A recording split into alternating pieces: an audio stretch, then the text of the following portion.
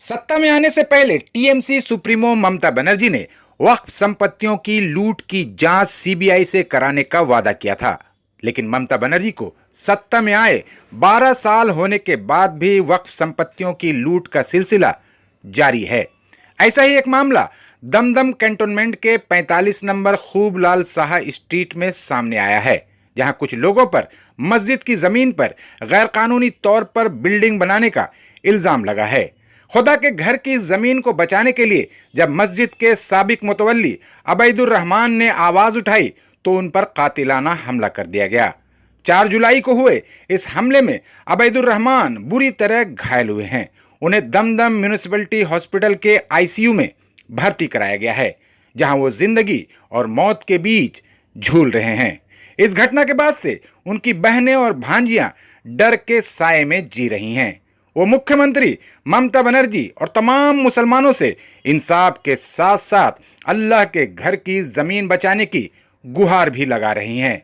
वक्फ की संपत्ति को बचाने के लिए अपनी जान को खतरे में डाल चुके अबैदुर रहमान के घर वाले इस पूरे मामले में दमदम थाने की पुलिस की कार्रवाई से मुतमईन नहीं हैं।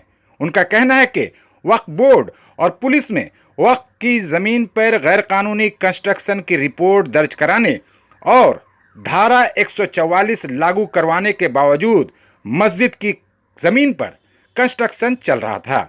अबैदुर रहमान पर कातिलाना हमले के बाद भले ही काम रुक गया है, लेकिन हमला करने वाले एक भी आरोपी को पुलिस ने अभी तक गिरफ्तार नहीं किया है। अल्लाह के घर को बचाने के लिए अपनी जान खतरे में डाल चुके अबैदुर रहमान और उनके घर वालों की मदद की गुहार सुनकर आवाज़ फाउंडेशन के फैसल खान ने उनकी तरफ मदद का हाथ बढ़ाया है। उन्होंने अस्पताल पहुंचकर घायल अबैदुर रहमान के सेहत की जानकारी ली और वक्फ की ज़मीन को बचाने की इस लड़ाई में हर तरह की मदद का वादा किया है। पेश है पूरी रिपोर्ट।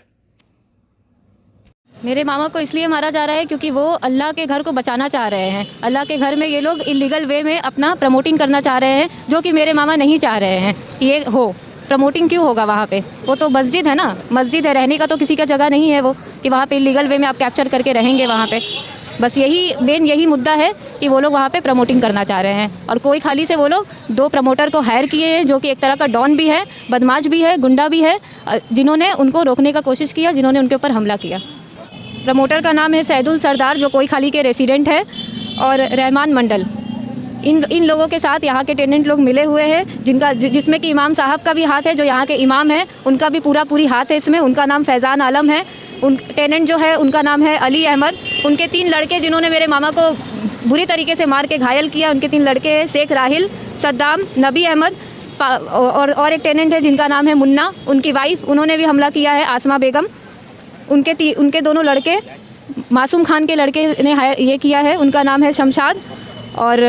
और भी कई सारे हैं उनके साथ ही मिले हुए, जो उनके एकजुट के हैं वो लोग। उन सभी लोगों ने मिल करके उनके ऊपर हमला किया है।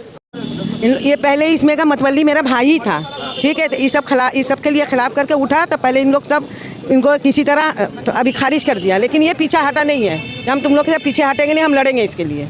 तुम लोग जो भी करेगा, जहाँ इनलीगल रहेगा, हम उसके लिए लड़ेंगे। क्या जा रहा है, उन लोग कोई घर का भाड़ा देता ही नहीं है, सब ऐसा ही रहता है। भाड़ा तो आपका भाई को नहीं मिलेगा, तो वक़्फ़ को मिलेगा। वक़्फ़ यहाँ तो जब वक़्फ़ को मिलेगा, मस्जिद का किसी काम के लिए इन लोग को चंदा उठाना पड़ता है। मेरा भाई का बोलने का मतलब है, जब इतना 7 घर है, 7 घर का भाड़ा रहेगा, तो मस्जिद के लिए किसी का पीछे हाथ क्यों फैलाएगा? हालत बहुत ख़राब है, वो अभी आईसीयू में हैं। वो इतना, उन्हें सर पे बहुत चोटें आई थी। उन्होंने एक्चुअली रखा था गले पे छुरा, लेकिन वो अपना हटाने गए, जिसकी वजह से उन्हें सर पे लगा। सर पे 18 स्टिचेस आए हैं। उनके ऊपर जानलेवा हमला किया गया था जी, बच के निकल गए वो लोग। बस इतना ही अपील करना चाहते हैं कि ममता बनर्जी से कि प्लीज़ जितने भी मुस्लिम हैं या फिर यहाँ पे जो भी हैं, उनसे रिक्वेस्ट कर रहे हैं हम कि मेरे मामा को इंसाफ दिलाइए, क्योंकि ये अल्लाह का घर था जिसको वो लोग डिमोलिश करने के लिए कोशिश कर रहे थे और मेरे मामा उसके अगेंस्ट गए थे। ये जो मामला था वक्फ बोर्ड का मामला है, और बंगाल के हर कोने में मस्जिद, मदरसा, इदारा, हर वक्फ बोर्ड के ऊपर हमला हो रहा है, बार बार इस तरह का कांड आ रहा है, बार बार इस तरह का हमला हो रहा है। वक्फ को जोर जबरदस्ती करके लूटा जा रहा है, घसीटा जा रहा है, मनमानी किया जा रहा है। जैसे आप जानते हैं कि वक्फ बोर्ड पे ऑलरेडी 144 इन्होंने लगाया था, इनके मामा ने 144 लगाया था, उसके बाद भी प्रशासन सुन नहीं रहा था, अनलीगल काम धड़ल्ले से चल रहा था। फिर मेरे पास फ़ोन आया कि इस तरह से वक्फ बोर्ड में लगाया था, फिर भी प्रशासन नहीं सुन रहा था, काम चल रहा था। प्रशासन थाना के दमदम थाना के ओसी से भी हमारा बात हुआ, उसके बाद वहाँ जो ऑफिसर उनसे भी बात हुआ। मैंने प्रेशर बनाया कि अगर आप नहीं कीजिएगा तो कोर्ट में हम जाएंगे। उसके बाद काम बंद हुआ। उसके बाद प्रमोटर के सारे गुंडे मिल करके इनके ऊपर सैदुर रहमान के ऊपर हमला किया, जानलेवा हमला, धार हथियार से हमला किया। और आईसीयू में अभी आज वो एडमिट हैं, जान पर उनका आफत है, वो जान से जाने की नौबत में था, लेकिन आईसीयू में अभी वो मौत और हयात का ज़िंदगी लड़ रहे हैं। हम बंगाल के आवाम से, खासकर माइनॉरिटी से ये बार बार गुजारिश करेंगे, और खास करके मुख्यमंत्री ममता बनर्जी का वादा था कि सीबीआई जांच करेंगे वक्फ बोर्ड पे जो धांधली चल रहा है, और अभी तक जांच नहीं हुआ और फिर ये मामला आ रहा है। मतलब ये समझ में आ रहा है कि बंगाल के कोने कोने में वक्फ के ऊपर जिस तरह से धांधली चल रही है, वक्फ बोर्ड नदारत है, वक्फ बोर्ड किसी तरह का कोई काम नहीं कर पा रहा है। तो इस तरह का मामला बार बार घटना आना, और जो इंसाफ के लिए और हक के लिए, अल्लाह के घर के लिए आवाज़ उठाएगा, उस पर हमला, तो ये कौन से कानून की बात हो रही है। वक्फ बोर्ड में ऑलरेडी कंप्लेन हुआ है, ऑलरेडी एफआईआर भी हुआ है। प्रशासन अभी तक एक को भी अरेस्ट नहीं किया है, प्रशासन ने अभी तक एक भी अरेस्ट नहीं किया। वक्फ बोर्ड अपना कार्रवाई करी, वक्फ बोर्ड हाल के ऑलरेडी इंक्वायरी करके जा चुकी है। प्रशासन एक भी गुंडे को अरेस्ट नहीं किया है, तो प्रशासन कहीं ना कहीं फेलियर है। प्रशासन से सवाल है, मुख्यमंत्री ममता बनर्जी के ऊपर सवाल उठ रहा है कि आप अभी तक एक भी गुंडे को, एक भी प्रमोटर को, एक भी लोगों को अरेस्ट क्यों नहीं किया। जो मौत और हयात का जिंदगी लड़ रहा है हॉस्पिटल में सैदुर रहमान, उसका इंसाफ क्या मांगना क्या गुनाह था।